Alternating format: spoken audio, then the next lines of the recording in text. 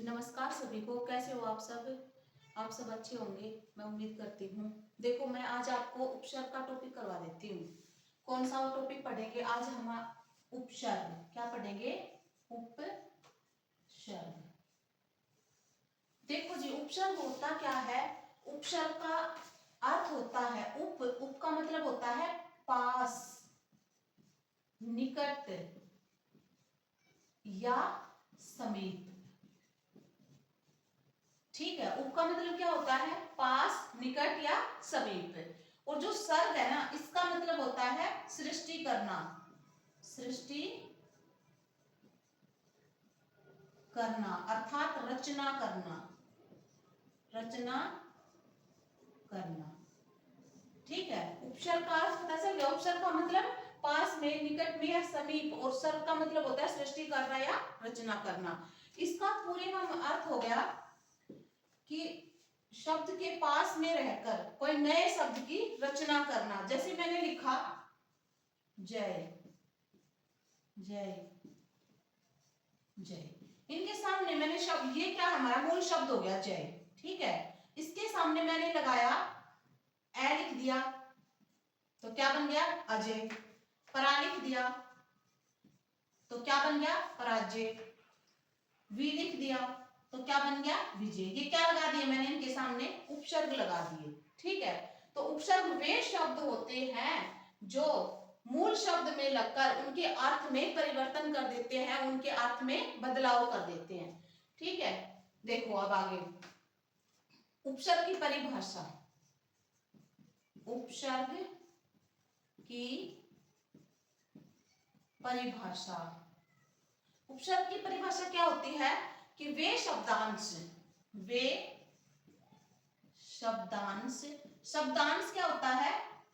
शब्दों का अंश, शब्दों का एक हिस्सा, एक टुकड़ा। वे शब्दांश जो मूल शब्द में लगकर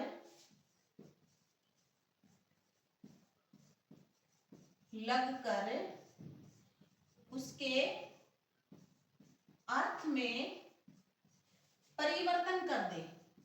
परिवर्तन कर दे, उसे क्या कहते हैं? उपसर्ग कहते हैं। ठीक है, उपसर्ग क्या होते हैं कि वे शब्दांश जो मूल शब्द के आगे लगकर उसके अर्थ में परिवर्तन कर दे। और देखो, उपसर्ग आपसे कई बार पेपर में ये भी पूछा जाएगा कि उपसर्ग कहाँ लगते हैं। तो उपसर्ग कहाँ लगते हैं? आगे, किसी भी शब्द के आगे लगकर उसके अर्थ में बदलाव कर दे। जैसे शब्द क्या था हमारा? जय, जय, जय। अब देखो ऐसे क्या बन गया? अजय बन गया। परा से बन गया पराजय बन गया। वी से बन गया विजय बन गया। अर्थ बदल गया ना सभी का। पराजय हो गया, विजय हो गया, अजय हो गया। अर्थ सभी का अलग अलग हो गया। ठीक है, तो इस तरह उपसर्ग बनते हैं। अब देखो, उपसर्ग होते कितने प्रकार के हैं? उपसर्ग कहाँ लगते हैं? आगे उपसर्ग लगते हैं।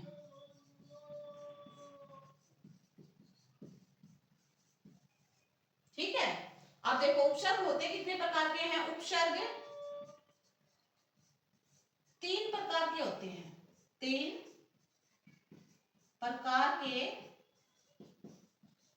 होते हैं। तीन प्रकार के कौन कौन से होते हैं? तीन प्रकार के देखो, नंबर एक, मैं एक बार इसको मिटा देती हूँ।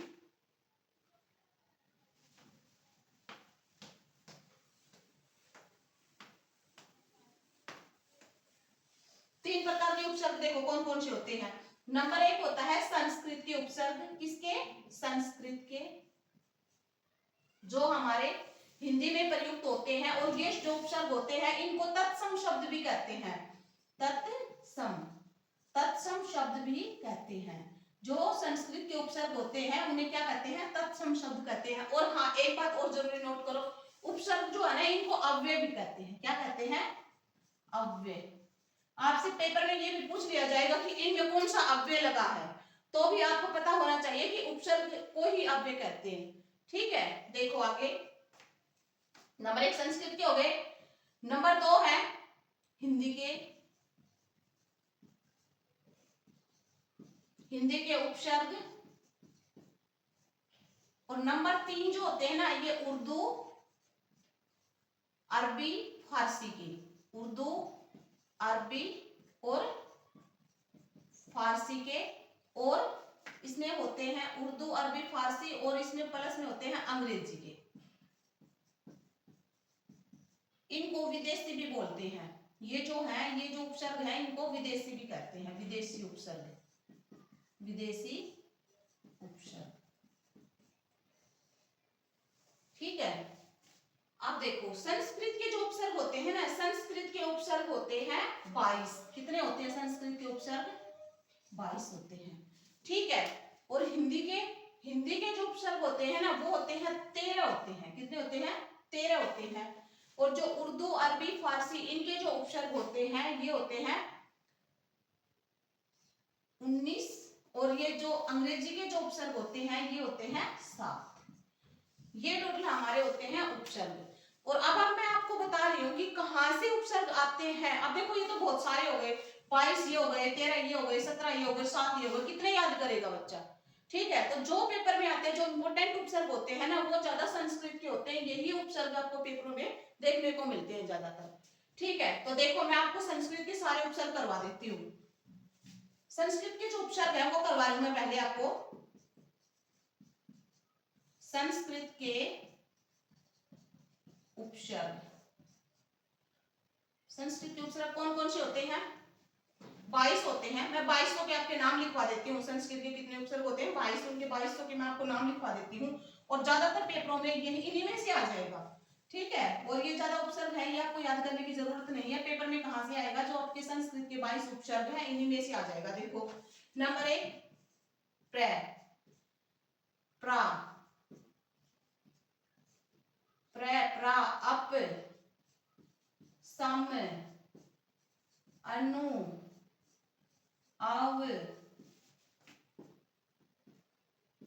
प्र, प्रा, अप, सम, अनु, आव, निश, नीर, दुस, दूर, दुस, दूर, वी, आंग, अधि, अपि, अति, सु, उप, प्रति, परि, उप। कितने हो गए ये? प्र, 1 2 3 4 5 6 7 8 9 10 11 12 13 14 15 16 17 18 19 20 20 और 2 और बच गए। और प्र, प्रा, अप, शम, अनु, अव, निश, निर, दुस, दूर, वी, औंग, नी। हाँ एक बच गया नी। अधि, अपि, अति, सु, एक बच गया उत। ठीक है। तो ये कितने हो गए हमारे उपसर्ग? 12 उपसर्ग, सॉरी 22 उपसर्ग हो गए। कितने हो गए? 22 उपसर्ग। पेपर में ज्यादातर आपके इन्हीं में से पूछा जाता है। ठीक है। जैसे प्र, प्रा, अप, सम, ये उपसर्ग, उपसर्ग कहां पे लगेंगे? शब्द के आगे लगते हैं। जैसे प्र से क्या बन गया? जैसे प्र है, प्र से क्या बन गया? प्र से बन गया प्रकाश, प्रकार। और अच्छा परा, जैसे परा से क्या बन गया? पराक्रम,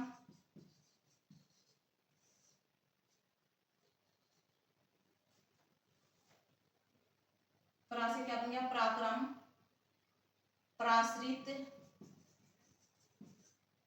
इस तरह से। तो इस तरह इनमें कौन सा उपसर्ग लगा हुआ है? प्रा। इसमें क्या है? प्र। और देखो जो ये हमारा मूल शब्द है ना, ये मूल शब्द बचे, इसका कोई अर्थ होना चाहिए। ठीक है।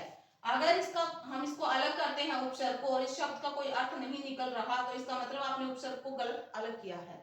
ठीक है। और जरूरी नहीं है कि हर उपसर्ग, हर शब्द में उपसर्ग भी हो। शब्द बहुत तरह के बनते हैं, उसमें उपसर्ग की जगह और भी कुछ हो सकते हैं, संधि, सर्वनाम और भी कुछ हो सकते हैं। ठीक है। और देखो ये जैसे प्रकार, तो ये जो कार है, ये तो कार एक मूल शब्द बच गया।